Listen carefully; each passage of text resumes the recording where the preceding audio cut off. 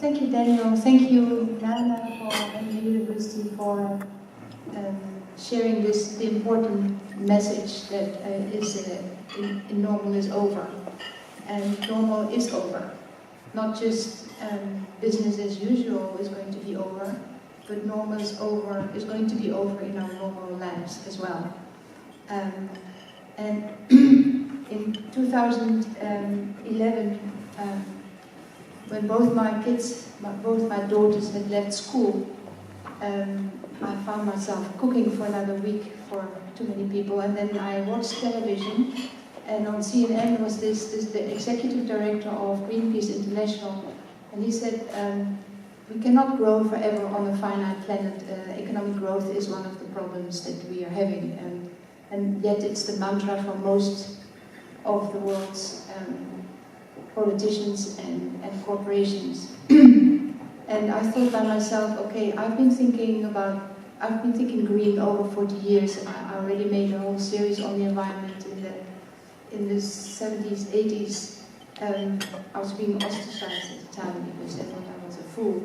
But you know, the Club of Rome in 1972, just after the moon landing, they made a report, and it's this group of European scientists who predicted that we were going to be in a crisis just about now, a couple of years ago, because population growth goes up, the resource depletion goes down, the food production is going up and then it's going down, industrial production is going up and it will down, and at some point these graphs merge. Oh yes, and I have all these. So these are my kids. So this is the report of the Club of Rome. This is the graph that my youngest daughter Lisa made to show you what the European scientists actually predicted in 1972. And that pink line in the middle, it's a bit grayed out. That's where we are now.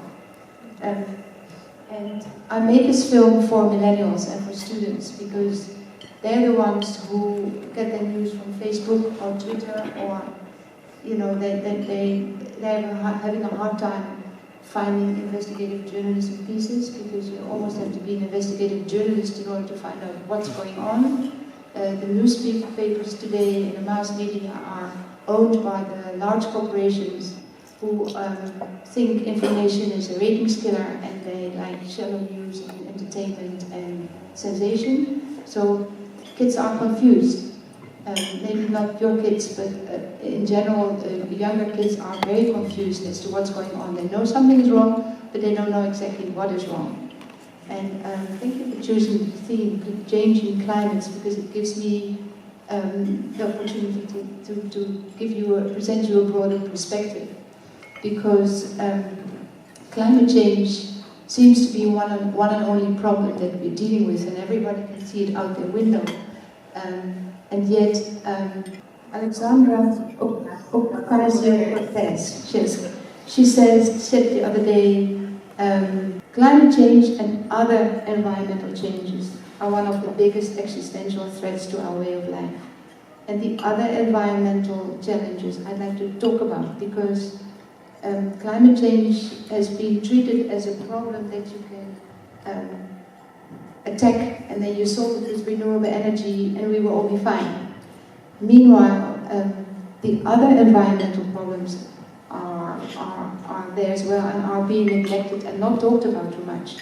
And climate change is actually just a symptom of our financial economic system, which is broken. And so is species extinction. It's a symptom of our broken financial system. And the rich getting richer and the poor getting poorer is also a symptom.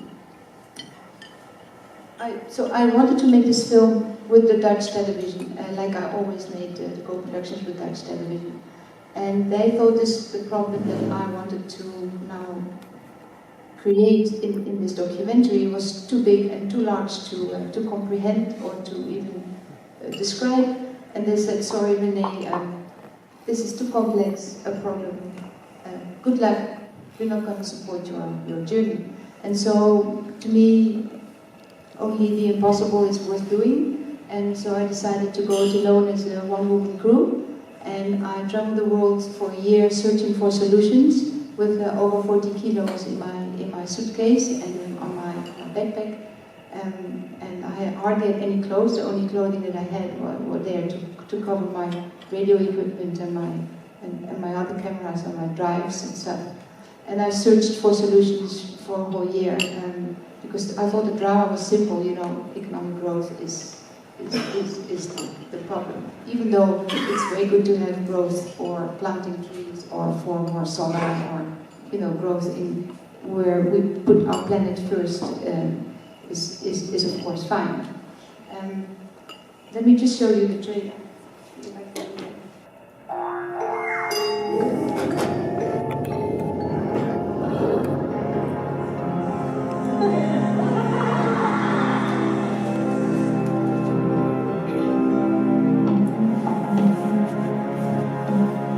It's not just about environmental behaviour, and it's not just about control or power, it's about the whole system.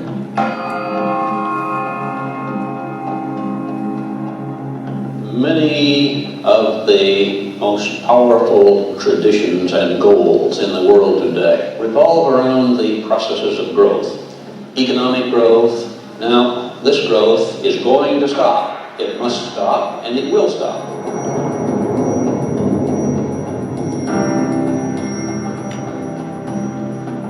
This is not growth, it is grabbing the resources of society. And the worry is that it will take a real catastrophe before people wake up, and by then a lot of damage will have been done. Money is just an agreement. We could have a different agreement. Like, how would a money system embody the principles of a gift?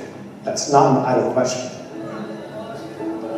For us, saving seeds of biodiversity, spreading organic farming are small steps for this mega transition that must be made. And I believe this will go faster than the catastrophe. Oh, he loves kissing and cuddling. We have sitting hours, we have table hours, we have walk hours. So this is our worm farm. You make a commitment to cut a ton of pollution out of your life in a year. I think our economic system needs to a deep redesign things so that it becomes compatible with a regenerative and distributed economy. The thing that nature designed to eat blood and guts was flies. I am not spending my energy on trying to fight anything. I am building another world. The time to act. The time to act is now. Is now. We have the sense that normal is over.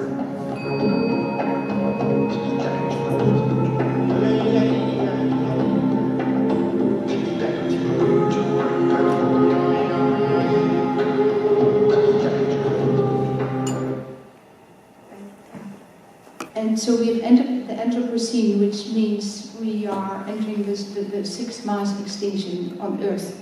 And 60% of all animals have already been wiped out. In 2015, 40% of all wild animals have been wiped out. And while I was driving here, I noticed that you have a monocrop of monocultures of soya beans and corn, and the soil is being poisoned, and the insects are dying out, and it's scary, and nobody talks about it. I mean, without insects, I think. Without insects or butterflies or moths or beetles, there will be no more birds. If there's no more birds, we won't live that long. And climate change is maybe a distant problem compared to the nature that we're busy destroying. And the bottom line of why we're doing this is our financial economic system, because we have also a monoculture of money. And it has nothing to do with capitalism or communism or socialism. We have just one sort of money system, which is bank that money, which is created out of nothing. Money is created out of nothing when we make a loan, and then the bank wants more money back because of interest. And so more and more people get into debt, and more countries get into debt. And I can see this in Africa very clearly. They can't pay off the debt, and then what the investors in New York say is, okay, well, if you can't pay it off, we will take the last of your resources and you can pay us that way. Meanwhile, there's just not, in the very end, there's nothing left to sell. Climate change, of course, as a narrative is very good, and I'm very happy to see that in Europe the school kids are going out in the street to protest. And I just found this little fun. Do you read it?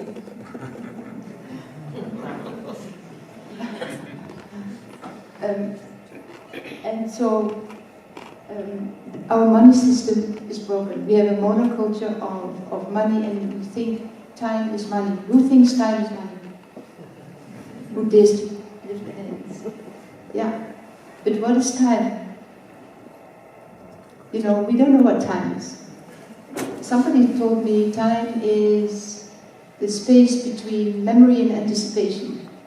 What is money? Money is just a story that we've created and we've made into a science about 200 years ago. In the UK, British colonial men created this theory of economics, and they made it as if it's a science, and we still even teach economics as if it's a science, and the teaching of economics is in crisis too.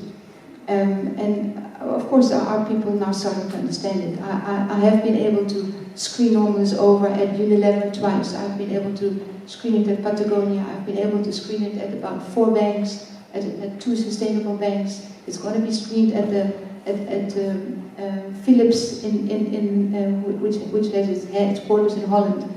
But they are all so stuck, and they say, oh, it's the shareholders model. We like a change, but our shareholders want more money. So we're all stuck into this death economy, and we need to get out of it.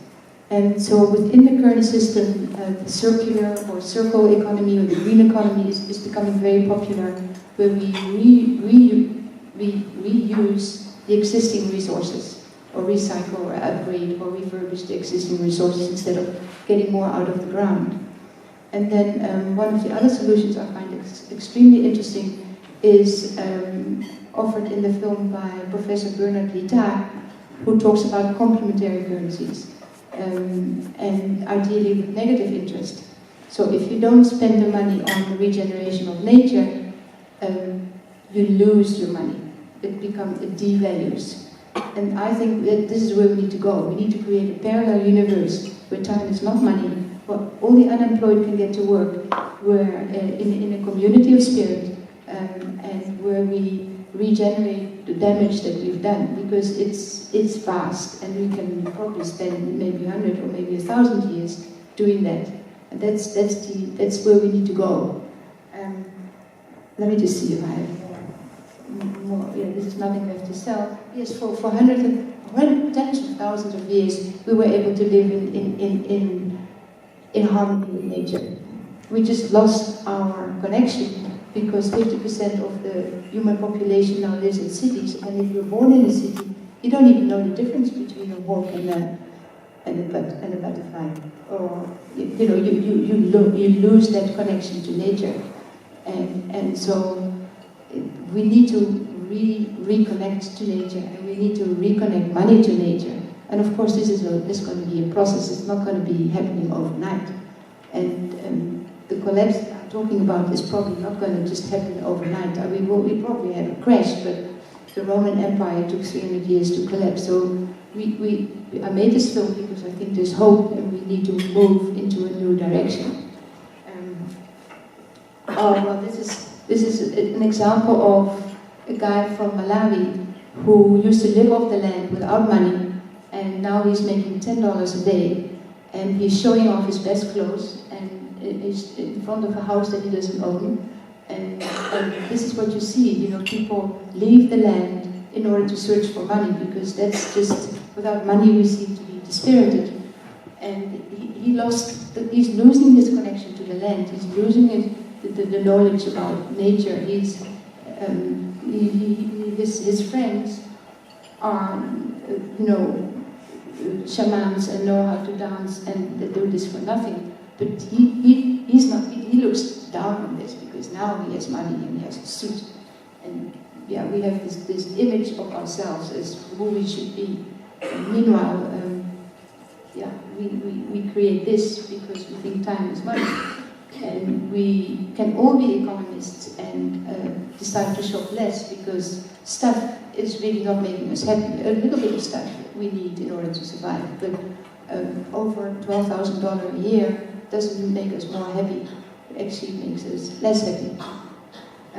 And this is the complementary currency that Professor Renée speaks about. So we have an eco-currency of systems, where we have the current system, which is fine for computers and for the development of smaller batteries and for a lot of stuff where we need competition. But we do not need competition in healthcare or in taking care of the environment or in the arts or many things that should not be competitive at all. We should just do it from our hearts. And so let me see what I want to end this.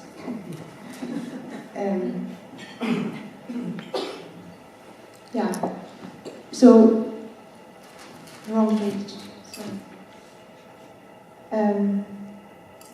Biologists say we need to put at least half of the planet under protection.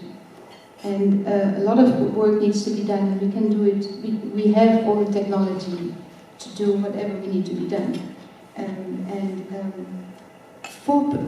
I just learned that 4%, if 4% of the population becomes sustainably committed to non-violent mass movements for political change, they are invariably successful. That's not that many people. And I hope that with this film and some support and help with when people spreading the word, we can get people out on the streets to change our ways, especially in this country where you are almost tyrannized by the monoculture of information. And I can't comprehend why people haven't gone out on the streets. This film is a good tool for change. We have all the solutions to live beautifully on this planet, and I think we have a moral urgency to act now. Thank you very much.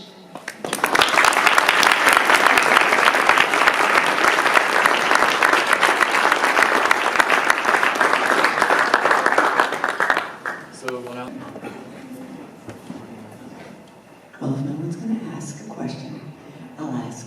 So, what would we do if we say, okay, the monetary system, that is really a big deal for us. We have to find an alternative. How do we do that? Then what could we do, like wherever we're living? What would be the steps then for that?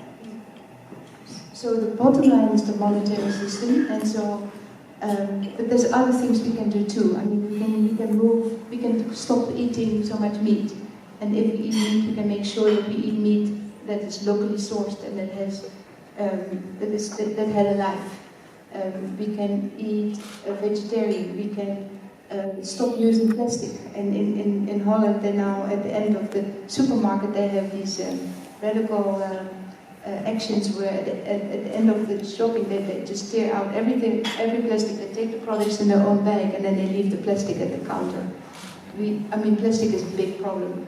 And so, but these are all symptoms of our monetary system. But we can, of course, we can do something about the symptoms. We can. When I was in New York the other day, I noticed that all the air conditionings were on at 20 degrees Celsius, and outside it's 20 degrees Celsius. What the heck? Why are we even turning all these things on? We blow leaves with petrol machines from left to right, and then we collect the leaves in plastic, and then we drive cars on petrol and move the leaves to some place. Meanwhile, we need the soil to be covered with leaves. We're doing such weird things, and we can all do something within our own talents. It's not, if you do work for IMF, yes, you can do something there. If you work for the UN, you can do something within financial business. But it's not that everybody needs to do something within the financial area, because it's not everyone's talent. But if you are a biologist, you can help save species or insects or birds. And of course, renewable energy is a very obvious solution. But you can plant trees. You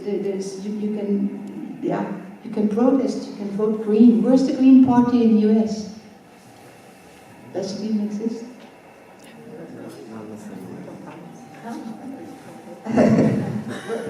No, doesn't exist. I mean, in Germany, it's one of the biggest parties, and that's why they stopped all nuclear energy, and that's why they are advanced in their policies. And in Amsterdam, we now have a green mayor, and she's telling us, you know, take the tiles out of your garden and plant indigenous plants or veggies, because we don't need tiles. So there's a lot of small things that you can do. If you're very poor, you live in Detroit, you can start a little spinach garden and be successful and start selling that. And of course, if you are an economist, first thing I guess you need to do is tell your professor that there's a film called Normal is Over, and that they can teach you a different curriculum. Because everyone, all these economy students are being taught this old-fashioned model of the market mechanism, and that's the one and only holy mantra. And it's not working for us anymore. We're slowly turning the last of free nature into money until there's nothing left to sell. And so at Unilever, they used the shareholder model as an excuse. They said, yeah, we'd like to change, but we have the shareholders and they want more money, so we can't. And then I know there are people who are talking about the shareholder model and try and change just that model. Or we can tax, of course, resources instead of people. So there's a lot of financial tools that we can use to change the system, and it's not going to happen overnight. But once we have this consciousness or awareness of what we're doing, then we can fit solutions within our lives. And that doesn't have to be an economic solution. Of course, you don't need to buy a extinct butterfly that runs on solar energy and stick it into your garden, right? There's a lot of stuff we don't need to buy, and we can stop buying a lot of stuff. And of course, here in America, the marketing is sort of invented here, and you're marketed to need things. And actually, we don't need much. Actually, the less you have, the happier. The more you have, the more you have to protect and insure. And we don't need that much. We don't. And here in America, you already have everything, apart from a good president.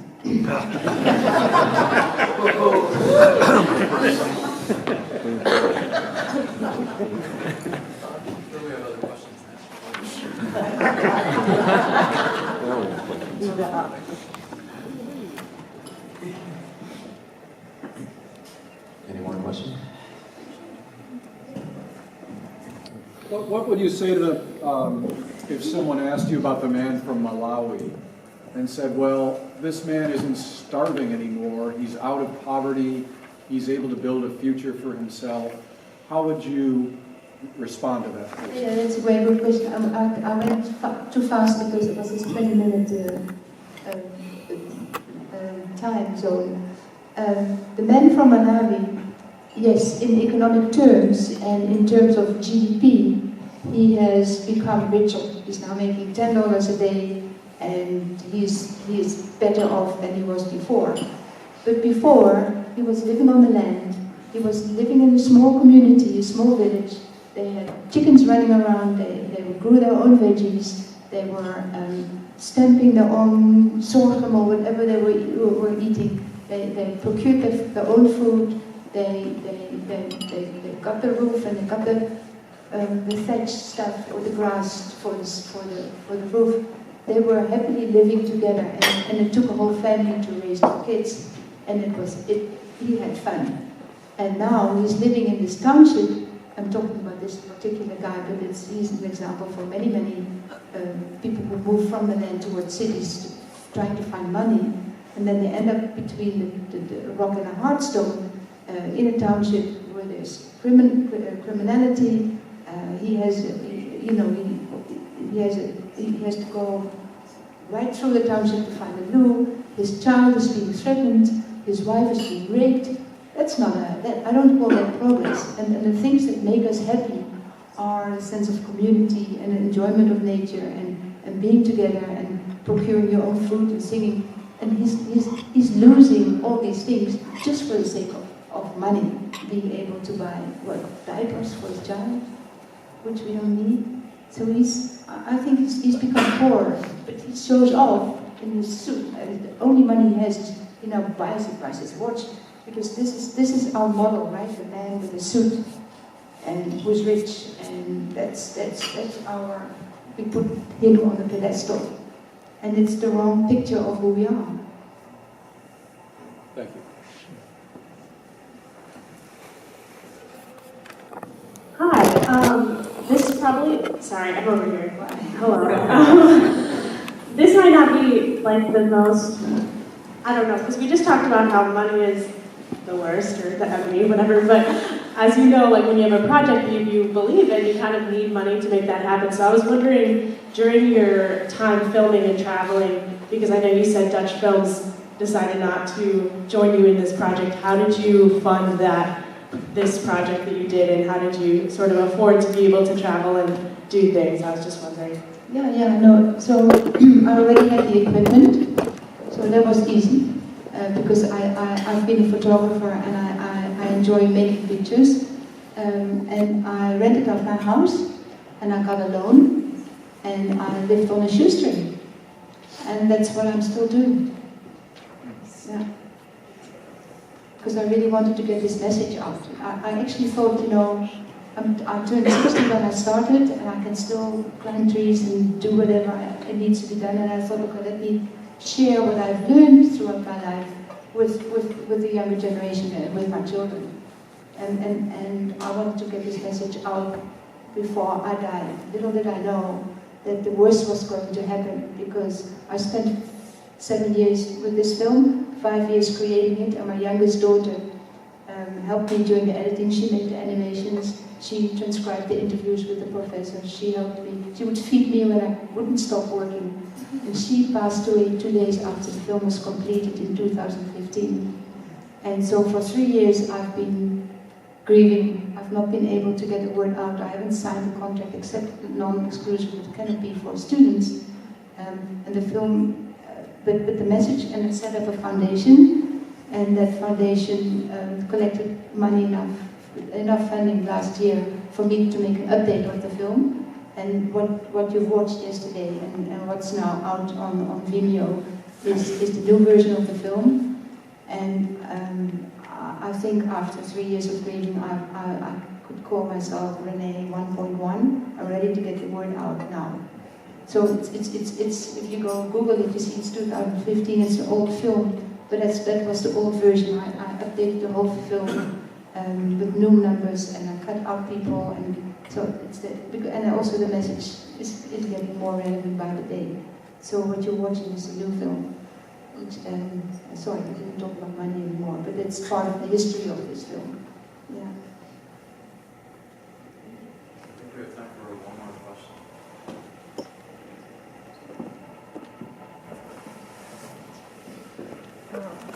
I guess I'm curious about your use and your methodology for gathering all of the data. Yeah. So I have a scientific background. I have a Bachelor of Law and I have a doctorate in criminology, and I got a tuition-free waiver to go to UC Berkeley to study television journalism and photojournalism. So I enjoy investigating things, and I enjoy reading books, and I read a lot. And in order to meet these people, you don't meet them via the contact page of their website, that's for sure. So I tried to, the guy on CNN that I watched, I sent him a message through the contact page, and of course there was no reply. And then I thought, okay, let me go back to my home country, Holland, where everybody knows me, where I've lived over 44 years, and see if I can find this guy who was assigned to me when I made that whole series on the environment in Holland. They didn't think I could pull it off, so they gave me this scientist who's going to tell me what I had to film.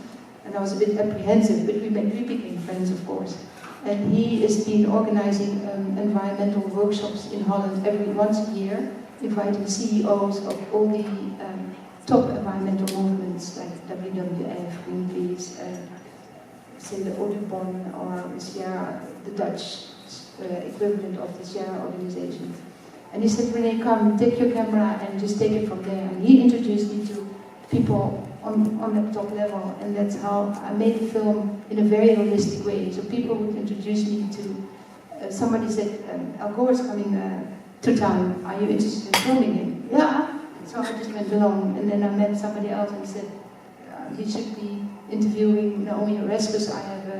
I have an email. Are you interested? And I said, yeah. And so that's how I made the film in a very holistic way in that sense. Yeah.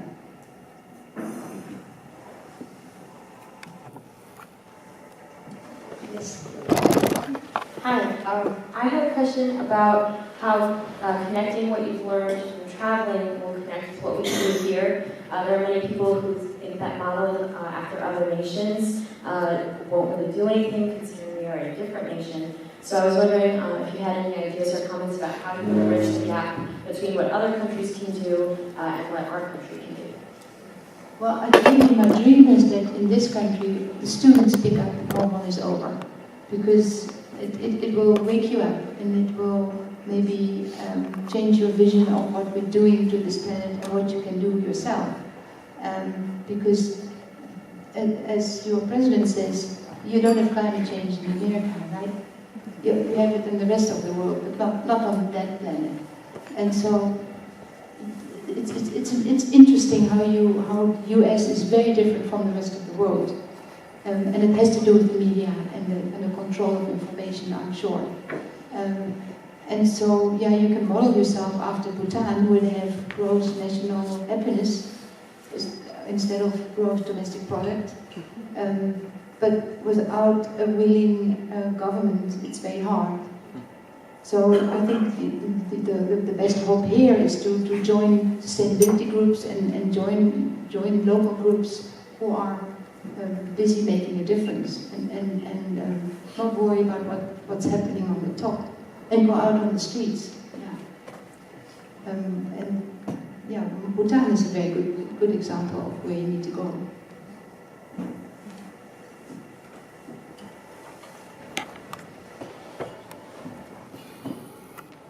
No more questions?